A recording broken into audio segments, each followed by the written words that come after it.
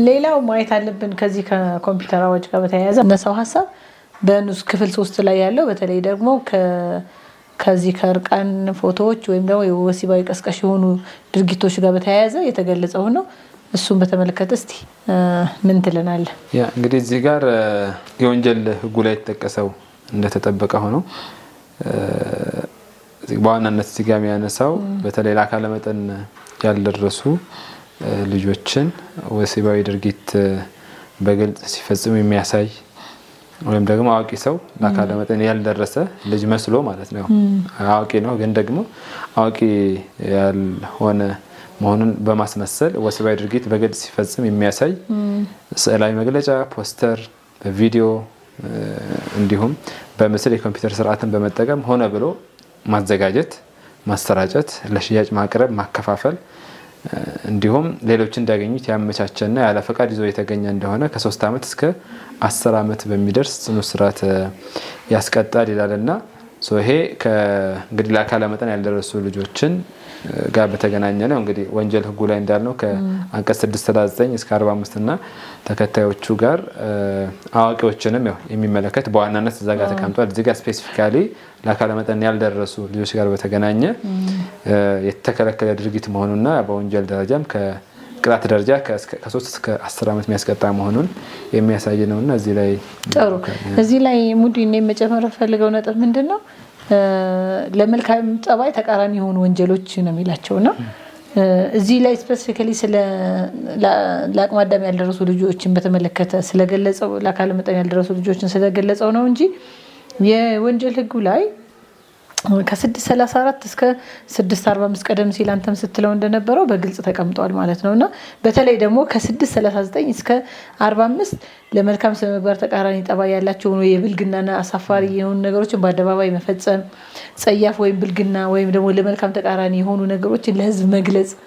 አሁን ከዚህ ጋር ቀጥታ የተገናኘ ነው። ለህዝብ መግለጽ ነው አብዛኛው ይሄንን የኮምፒውተር ዳታ ወይ ደግሞ ፕሮግራም ምናምን እንትን አድርገህ እንዲህ አይነት ጸያፍ ድርጊቶችን እንዲገለጹ ማድረግ የወንጀል ኃላፊነት ያመጣል ነው። የወንጀል ኃላፊነቱ ደግሞ ትንሽ ሲሪየስ ስለሆነ ዝም ብሎ ማለት እንደቀላል ነገር አይተነው ዝርዝሩ ላይ እንደው ምንድነው የሚለው አዋቂ ሰው ለአካለ መጠን ያልደረሰ ልጅ መስሎ ወሲባዊ ድርጊት በግልጽ ሲፈጽም የሚያሳይ ስዕላዊ መግለጫ፣ ፖስተር፣ ቪዲዮ፣ ምስል በኮምፒውተር ስርዓት በመጠቀም ሆነ ብሎ ያዘጋጀ፣ ያሰራጨ፣ ለሽያጭ ያቀረበ፣ ያከፋፈለ፣ ሌሎች እንዲያገኙት ያመቻቸ ወይም ደግሞ ያለ ፈቃድ ይዞ የተገኘ እንደሆነ ከ3 ዓመት እስከ 10 ዓመት በሚደርስ እስራት ይቀጣል የሚለው ማለት ትንሽ ሲሪየስ ነው የሚቀጣው መጠን ማለት ነውና ዝም ብሎ እንደቀላል አንደኛ እንደ ማህበረሰብ የሚያደርሰው ኪሳራ ከፍ ያለ ስለሆነ ዝም ብሎ እንደቀላል ነገር ልንመለከተው አይገባም።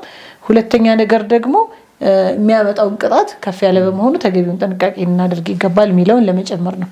እዚሁ ጋር አንቀጽ 2 ላይ ጨምሮ የሚያነሳው አለ። የዚሁ አንቀጽ 2 የመጀመሪያው እንግዲህ ተግባሩን ማድረግ ነው። ነገር ግን ደግሞ የሚያነሳሱ እንትኖች ደግሞ ይኖራሉ። እዚህ ጋርም ንግግርንም ጭምር ይጨምርበታል።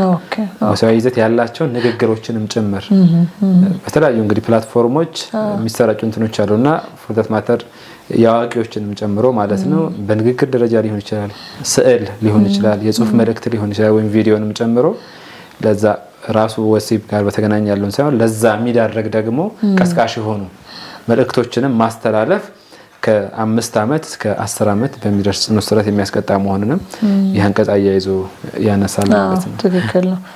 ልክ ነው። እዚህ ላይ በግልጽ ንግግሮች፣ ስዕሎች፣ ጽሁፎች፣ መልእክቶች እነዚህ በዚህ አግባብ መቅም ያነሳሳ የመለመለ የቀሰቀሰ እንደሆነ ብሎ በግልጽ አስቀምጦታል። ትክክል ነው።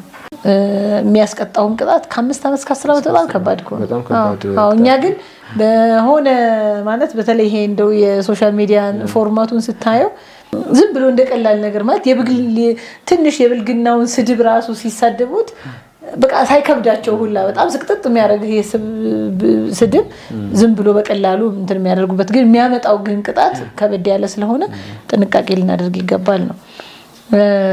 አንቀጽ 13ም አይ ቲንክ ማየት ካለብንና በተለይ ደግሞ በሰዎች ነፃነትና ክብር ላይ የሚፈጸሙ አሁን ይሄ ግለሰባዊ ደግሞ ሲሆን ግለሰቦችን ወይም ደግሞ የነዛን ቤተሰቦች ላይ ጉዳት የሚያደርስ ሲሆን በግልጽ የተቀመጠ ነገር አለ። እሱን በተመለከተ የምትለው ነገር ካለ እንቀጥል።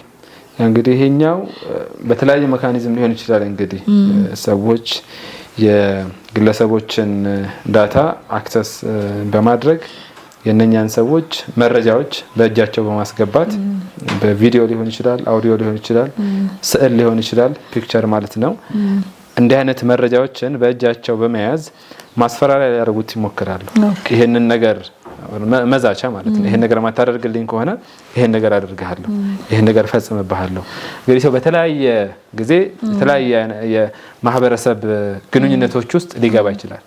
በትዳር በጓደኝነት ወር በተለያዩ ቅርበት ምክንያት ሰው በጣም ሊቀራረብ ይችላልና በተለይ በሚቀራረብበት ወቅት የሆነ በሰዓቱ ምንም ችግር የሌለው ሊመስሉ የሚችሉ መረጃዎች ያ ጊዜ ካለፈ በኋላ ግን እንደ ማስፈራሪያ እንደ መዛቻ ተደርገው የሚጠቀሙባቸው አጋጣሚዎች ሊኖሩ ይችላሉ። ፎርዳት ማተር ያኔ ብቻ ሳይሆን በሌላም አጋጣሚ መረጃዎች በእጅ ሊደርሱ ይችላሉና እነኛን በእጅ የደረሱ መረጃዎች ማስፈራሪያ አድርገው በመጠቀም ከዛ ሰውዬ ያልተገባን ጥቅም ለማግኘት ወይም ደግሞ እዛ ሰውዬ ላይ ሳይኮሎጂካል ጫና አለው ሰው ያላስፈላጊ አክሽን ለመውሰድ ራሱ ሊዳረገው ይችላል ያንን ሰው ማለት ነው። ይሄ ነገር እንኳን ከሚፈጸምብኝ ራሴን ባጠፋ ይሻላል፣ ደግሞ ይሄ ነገር እንደው ተፈጽሞ ቤተሰቦቼ ከሚመለከቱ ቤተሰቦቼ ከሚሰሙ ይሄን ነገር ከሚያዩ ራሴ ላይ እርምጃ ቦት ይሻላል በሚል ሌላ አክሽን እንኳን ማስወሰድ የሚችል ደረጃ የሚያደርስ እና ከፍተኛ ጥንቃቄ የሚያስፈልገው አንቀጽ ነው። ይሄ አንቀጽ የሚያትተውና ይሄ እጅግ በጣም ከባድ ወንጀል ነው። በእንትን ደረጃም ከ3 ዓመት በማይበልጥ ቀላል እስራት ወይም ደግሞ እንደ ወንጀሉ ከባድነት ከ5 ዓመት በማይበልጥ ጽኑ እስራት የሚያስቀጣ የወንጀል ተግባር መሆኑን ነው የሚያትተው ማለት ነው። ጥሩ ሙዲ እዚህ ላይ መጨመር የምፈልገው ነጥብ ምንድነው? በተለይ ሰዎች በሚኖረን ግንኙነት ያው መጠን ያለው ግንኙነት ማድረግ ተገቢ ነው የሚል እምነት ስላለኝ እሱንም አብሬ መግለጽ ፈልጌ ነው። ምናልባት ከባላችን ጋር ሊሆን ይችላል፣ ከፍቅር ጓደኞቻችን ጋር ሊሆን ይችላል። ኤኒ ሰዎች ባላቸው ግንኙነት ድንበር ማለፍ ማለት ያው ድንበር ማለፍ ስለማይጠቅም ትክክልም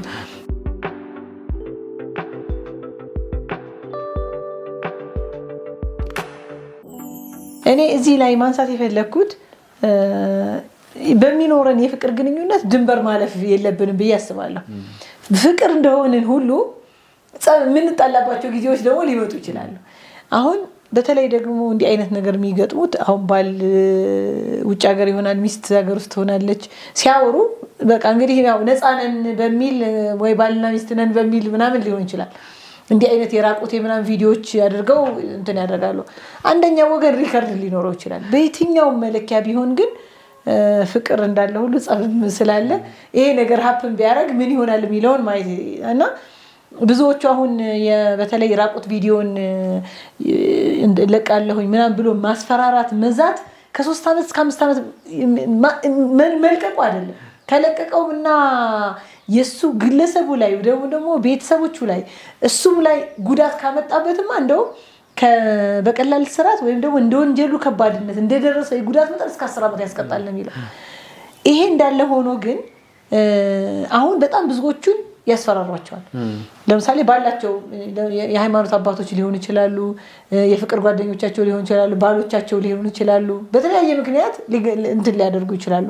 እንዲህ አይነት በድብቅ የሰሩትን ነገር እነዛ ሰዎች ሁኔታና ጊዜ ምናምን ሊጠብቁ ይችላሉ።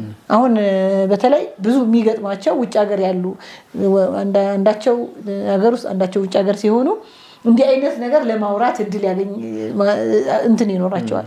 ግን በየትኛው መለኪያ ድንበር መሳት ግን የለባቸውም። ስለዚህ ይሄንን ጥንቃቄ ማድረግ እንዳለ ሆኖ እንደው በሆነ አጋጣሚ ሆኖ ደግሞ ግን ይሄ ቪዲዮ እጃቸው ላይ የገባ ሰዎች ደግሞ ይሄንን ማስፈራሪያ ማድረግ አይቻልም። እና አሁን በጣም ብዙ ሰዎች ለምሳሌ ያንን ቪዲዮ ለቅብሻለሁ አስበዋል የሚያመጣው ማህበራዊ ቀውስ ያ ሰው ቢለቀቅበት ያ የዛ ቤተሰብ እንዴት አይነት የስነ ልቦና ጫና ውስጥ ሊገባ እንደሚችል አስበዋል። እንዴ ብዙ ትዳሮች ሊበተኑ የእንትኑን ኬዝ ማንሳት እንችላለን። ይሄ የአፍሪካ ውስጥ አንድ በሚኒስትር ደረጃ የነበሩ ምናምን ቪዲዮዎች ይቀርጹ ነበር የሚያደርጓቸውን የብልግና ድርጊቶች ማለት ነው። በዚህ ምክንያት ስንት የሀገር እንትን የተናጋው ስንት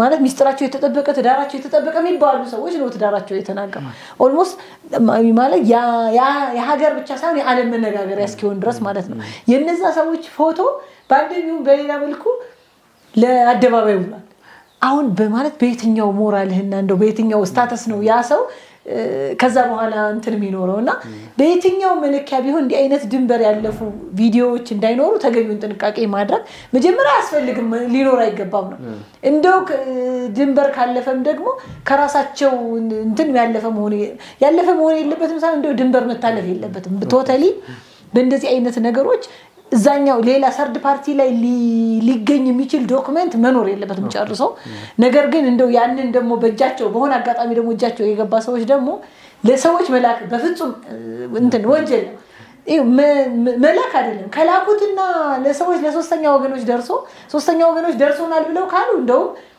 በስራት የሚያስቀጣ ነው እልክብሻለሁ ይሄን ቪዲዮ ስላለኝ እልክብሃለሁ ሚስጥር ማስፈራራቱ መዛቱ በራሱ ደግሞ ወንጀል ስለሆነ ከ3 ዓመት እስከ 5 ዓመት የሚያስቀጣ ተለቆ ደግሞ ጉዳት አመጣ ነው እስከ 10 ዓመት የሚያስቀጣ ስለሆነ በተለይ አሁን እንዲህ አይነት አርቲስቶች የታዋቂ ሰዎች ትልልቅ ሰዎች ባለስልጣኖች እና እንዲህ አይነት ማስፈራሪያዎች ምናምን ይገጥሟቸዋልና እንዲህ አይነት ነገር ወንጀል መሆኑን አውቀን ተገቢውን ጥንቃቄ ልናደርግ ይገባል የሚለው መጨመር ፈልጌ ነው የሚገባ ከዚህ ጋር በተገናኘ ሌላው እንግዲህ የሰውን ክብር ወይም መልካም ስም የሚያጎድፍ ጽሁፍ ንግግር ስዕል ወይም ተንቀሳቃሽ ምስል ደግሞ በኮምፒውተር ስርዓት አማካኝነት ማስተራጨት ቀጥታ ፐብሊክ ማድረግ ማለት ነው ይሄም የግል አቤቱታ ሲቀርብበት ከ3 ዓመት በማይበልጥ ቀላል እስራት እንዲሁም ደግሞ ከ30,000 ብር በማይበልጥ መቀጮ ወይም ደግሞ ሁለቱንም እስራቱንም የገንዘብ መቀጮንም ጭምር የሚያስቀጣ ተግባር መሆኑን አያይዞ ያነሳዋል ማለት ነው ሌላው እንግዲህ በህዝብ ደህንነት ላይ የሚፈጸሙ ወንጀሎች ናቸው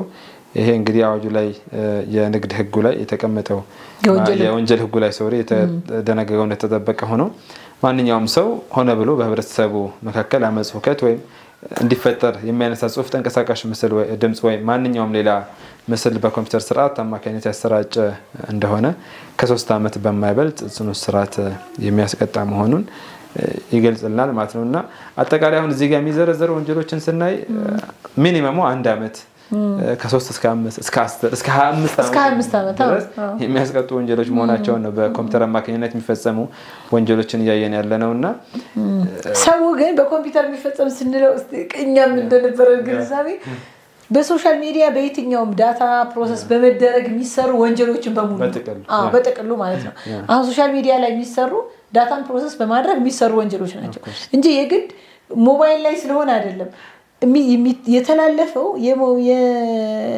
ይሄንን አዋጅ በሚጥስ መንገድ ነው አይደለም የሚለው ሚዛን ላይ የሚወድቀው እንጂ እንደዚህ አይነት ኮምፒውተር ላይ መሆን አይደለም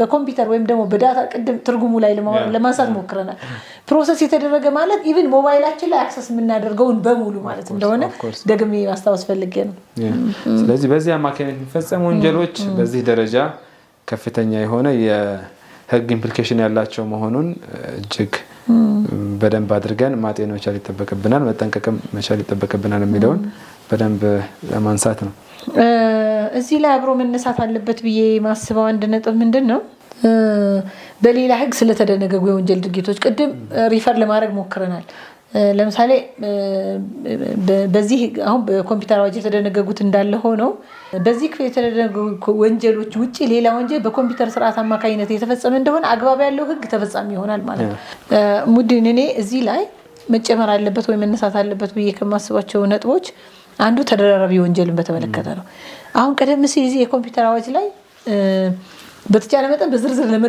ለማስቀመጥ ሞክረዋል ግን በተለያዩ አዋጆች ወይ ህጎች የወንጀል ህጉን ጨምሮ የተገለጹት ደግሞ በዛው አዋጅ ድንጋጌና አግባብነት የሚቀጡ መሆኑን በግልጽ ተቀምጧል ማለት ነው እዚህ አንቀጽ 18 ላይ በኮምፒውተር ስርዓት አማካኝነት እየተፈጸመ እንደሆነ አግባብ ያለው ህግም ደግሞ ተፈጻሚ የሚሆን መሆኑ ተቀምጧል በተጨማሪም ደግሞ በኮምፒውተር ስርዓት አማካኝነት የሚፈጸም ማናቸውም አይነት ወንጀል ልዩ ህጎች ወይም ደግሞ የወንጀል ህግ የሚያስቀጣ ሌላ ወንጀል አስከትሎ እንደሆነ ተደራራቢ ወንጀሎች ምናምን ሊሆኑ ይችላሉ ለምሳሌ ዳታ መስረቅ አንድ ወንጀል ሊሆን ይችላል ዳታውን መስረቅ ከዛ በኋላ ዳታው ከተሰረቀ በኋላ ደግሞ እዛ ዳታ ውስጥ ያለህን ደግሞ የሆነ ያንተ የድብቅ ሚስጥርህን ማውጣት ደግሞ ሌላ ወንጀል ነው የሚሆነው። ስለዚህ ሰውየው ዳታውን በመውሰድ ብቻ ላይቆም ይችላል። ዳታውን ማጥፋት አንድ ነው፣ መውሰድ አንድ ነው። ከወሰደ በኋላ ደግሞ ያንን ዳታ ተጠቅሞ የሆነ ሌላ አክሰስ ማግኘት ደግሞ እንደዚህ እያሉ ሲሄዱ ወንጀሎቹ የተጣሱት አንቀጾች የተደራራቢ ሲሪየስነቱን ነው የሚያስረዳው። ይሄ ዝም ብለህ የሆነ ዳታ ሞባይል ወይም ደግሞ ከሆነ ኮምፒውተሩ ስለወሰድክ ብቻ እሷ ብቻ መውሰዷ ብቻ በቂ አይደለች። ከዛ ከወሰድከው ላይ ብታሰራጭ፣ ከወሰድከው ላይ የሆነ ተጨማሪ ድርጊት ብታደርግ በተደራራቢ ወንጀል ትጠይቃለህ የሚለውን እዚህም ላይ በግልጽ አስቀምጧል። በተጨምረው ነገር ካለ እስኪ ጨምርበትና እንቀጥል።